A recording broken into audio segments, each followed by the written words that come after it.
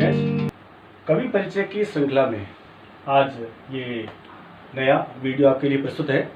पहले मैंने वीडियो दिया था जिसमें कवि तुलसीदास, फिर सुभद्रा कुमारी चौहान का, और अब ये कवि बिहारी जो कक्षा 12 में हिंदी विषय के लिए एक उपयुक्त है, आपके लिए महत्वपूर्ण है। तो इसके व्यक्तित्व और कृतित्व पर हम संक्षिप्त रूप में विचार करेंगे। 4 नंबर का आपके जो कवि परिचय अथवा लेखक परिचय आता है, तो उस कड़ी में कवि परिचय जितने भी है उन सबको हम तैयार कर लेंगे। देखें, इनका जन्म कवि बिहारी का हिंदी साहित्य में एक प्रमुख स्वर्णाक्षर में इनका जो है एक नामांकित है। हिंदी साहित्य में इनका 1595 ईस्वी में ग्वालियर मध्य प्रदेश के निकट बसवा नामक गांव में इनका जन्म हुआ था। कवि बिहारी का जन्म 1595 ईस्वी में 1595 ईस्वी में ग्वालियर जो मध्य प्रदेश में है उसके निकट बसवा नामक गांव में हुआ था, और इनकी मृत्यु 1663 ईस्वी में हुई। इनके पिता का नाम केशव राय था। अब इनके आश्रयदाता जो राजा है उनके बारे में विचार करें तो गौर करने की बात है कि इन्होंने एक से अधिक राजाओं के आश्रय में इनका आश्रय लिया था, राजाओं के सानिध्य में रहे थे, लेकिन सर्वाधिक जो प्रसिद्धि मिली थी वह जयपुर में आमेर के राजा मिर्जा जय सिंह के दरबारी कवि बने थे उनके आग्रह पर। और इसकी भी एक प्रसिद्ध घटना है कि जब ये उनके पास गए तो ये राजा जय सिंह अपनी नवोढ़ा पत्नी के प्रेमाशक्त में ये लीन थे और राजकार्य में अव्यवस्था होने लगी। तब सबके आग्रह पर इन्होंने एक दोहा लिख करके उनको दिया, जिससे ये जो पथभ्रष्ट हो गए थे वापस जो है अपने कर्तव्य पथ पर आए और इनको साधुवाद दिया था, धन्यवाद दिया था। तो एक प्रसिद्ध घटना है राजस्थान के अंदर और एक हिंदी साहित्य के अंदर। वो दोहा क्या था, इन्होंने एक दोहा लिख करके राजा के पास जो पहुंचाया था अपने कर्तव्य को जगाने के लिए, वह दोहा है, नहीं पराग नहीं मधुर मधु, नहीं विकास इही काल, अली कली सो बंध्यो है, आगे कौन हवाल। तो एक अन्योक्ति अलंकार में ये दोहा लिख कर दिया था, जिससे ये अपने कर्तव्यच्युत जो हो गए थे उससे वापस अपने राज कार्य में जो है वो प्रवृत्त हुए। इनका मान सम्मान बढ़ा, राजा के द्वारा इनको जो है बहुत मान सम्मान दिया गया और एक दरबारी कवि के रूप में इनको स्थान दिया। हिंदी साहित्य में इनकी जो पहचान है यह सबसे महत्वपूर्ण पॉइंट है। रीति काल के प्रसिद्ध श्रृंगारी कवि है, ये गौर करने वाली बात है।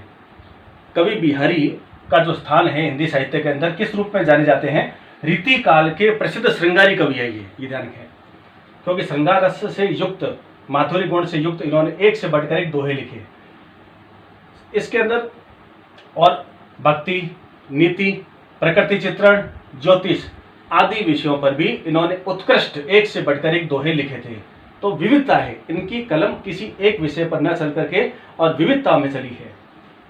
इनकी रचना मानी जाती है, एक ही रचना इनकी बिहारी सतसई, कवि बिहारी की सबसे प्रमुख एक ही रचना मानी जाती है, उसका नाम है बिहारी सतसई। सतसई का मतलब होता है 700।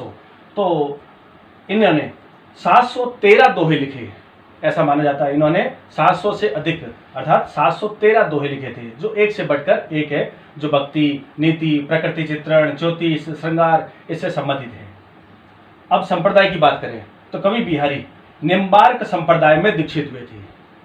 कवि बिहारी निम्बार्क संप्रदाय में दीक्षित हुए थे और इन्होंने आजीवन राधा और कृष्ण की अनन्य एकनिष्ठ भक्ति की थी, और इनके जो दोहे हैं उन पर भी इनकी भक्ति का, कृष्ण भक्ति का प्रभाव है।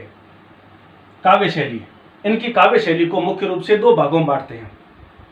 पहली, गागर में सागर। इनके दोहे जो विद्वान, आलोचक, समीक्षक बताते हैं कि कम शब्दों में, थोड़े शब्दों में ज्यादा भाव, अर्थ गांभीर्य है, अर्थ वैचित्र्य है।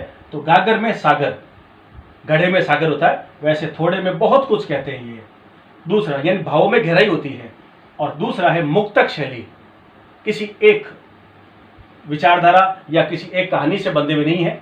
मुक्तक शैली मोती की तरह, हर दोहा अलग है, हर दोहे का एक अलग अर्थ है, अलग विषय है। तो मुक्तक शैली इनकी। तो काव्य शैली की 2 विशेषताएं हैं, गागर में सागर और मुक्तक शैली। और इनके पूरे रचनाकाल को देखते हुए और जो कवि, साहित्यकार, आलोचक है वो इनकी प्रशंसा में कवि बिहारी के बारे में कहते हैं कि सतसैया के दोहरे ज्यो नाव के तीर, देखन में छोटे लगे घाव करे गंभीर। देखने में तो बाकी कवियों की तरह दोहे हैं, दो दो लाइन के, लेकिन इनके जब अर्थ करने जाते हैं तो कई अलंकार, कई अर्थ निकलते हैं, अर्थ में विविधता निकलती है, अर्थ गांभीर्य निकलता है, अर्थ वैचित्र्य निकलता है। तो ये इनकी प्रशंसा में एक बहुत शानदार दोहा है, तो इस पर भी आप ध्यान दें।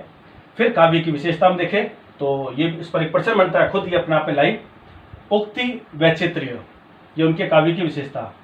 अन्योक्ति, अन्योक्ति के सारे अपनी बात को कहना। अर्थ गांभीर्य, इनके अर्थ के अंदर गंभीरता है।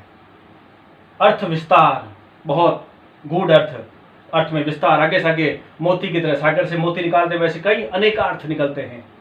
अलंकारिकता, अलंकार युक्त है, अनेक अलंकारों से सजी हुई इनकी काव्य शैली है।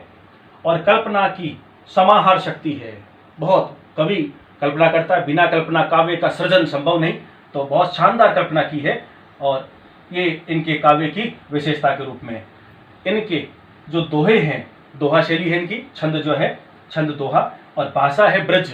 ये ध्यान दें, ब्रज भाषा के अंदर कृष्ण भक्ति से ओतप्रोत, माधुर्य गुण से ओतप्रोत इन्होंने दोहे लिखे थे। और ये कलम के धनी माने जाते हैं, कलम का कमाल दिखाया हुआ। तो इनके व्यक्तित्व और कृतित्व में मुख्य रूप से जो बात है कि ये रीति काल के प्रसिद्ध श्रृंगारी कवि हैं। पहली बात तो राजा मिर्जा जय सिंह के दरबारी कवि। नहीं पराग्नि मधुर मधु, ये जो दोहा है, इस दोहे को लेकर के राजा को अपने कर्तव्य मार्ग पर अग्रसर किया था। बिहारी सत्सई नाम से प्रमुख इनका ग्रंथ है। 713 दोहे हैं। निम्बार्क संप्रदाय में दीक्षित हुए थे। राधा कृष्ण की अनन्य भक्ति की थी। गागर में सागर इनके दोहों की विशेषता है। काव्य शैली है इनकी और मुक्तक शैली है। मोती की तरह हर एक दोहा अनमोल है, अमूल्य है। और इनकी प्रशंसा में सतसैया के दोहरे, जो नावक के तीर, देखन में छोटे लगे घाव करे गंभीर। तो ये दोहा भी इनकी प्रशंसा में कहा गया है। और बाकी विशेषता ये आपके सामने बताई थी। उक्ति वैचित्र्य है, अन्योक्ति है, अर्थ गांभीर्य है, अर्थ विस्तार है, अलंकारिकता है और कल्पना की समाहार शक्ति का अद्भुत मेल, अद्भुत समावेश दिखाई देता है। दोहा छंद है और भाषा है ब्रज। तो ये कवि बिहारी के व्यक्तित्व और कृतित्व पर विचार अपने जो व्यक्त किए, हमने इनका अध्ययन किया, श्रवण किया। आशा है कि आपको कवि बिहारी का जो जीवन परिचय है वो समझ में आ गया होगा। और मेरा सुझाव है, पहले भी मैंने कहा था कि मेरे जो वीडियो है वो आपके लिए है, आपके अच्छे अंकों के लिए है, आपके बेहतर भविष्य के लिए है। तो इसलिए एक ही वीडियो को आप 2 से 3 बार एकाग्रता से शांतिपूर्वक जो है इसका श्रवण करें, ताकि आप 12th बोर्ड में इसका जो है बेहतर ढंग से इनके अंक प्राप्त कर सकें। कंपल्सरी जो सब्जेक्ट है इसका बहुत महत्वपूर्ण योगदान होता है आपके ऑप्शनल सब्जेक्ट में, जो कि माना जाता है कंपल्सरी कांड से जो ऑप्शनल की जो परसेंटेज खत्म हो जाती है, खराब हो जाती है। लेकिन मैंने कई वर्षों से प्रयास किया है कि कंपल्सरी में भी 90+ में आपको अंक दिलाऊं। इसके लिए मैं खुद अध्ययन करता हूं, नई नई चीज़ें आपके लिए लेके आता हूं। ये वीडियो भी उसी कड़ी में एक नवाचार है, जो रोज़ एक नया वीडियो मैं आपके लिए तैयार करता हूं। तो आप इनका एकाग्रता से इनका श्रवण करें। ये वीडियो हिंदी के अलग अलग टॉपिक के आपके बोर्ड एग्जाम में और कंपटीशन एग्जाम में भी मील का पत्थर साबित होंगे, उसमें सहायक होंगे, ऐसा मेरा विश्वास है। धन्यवाद।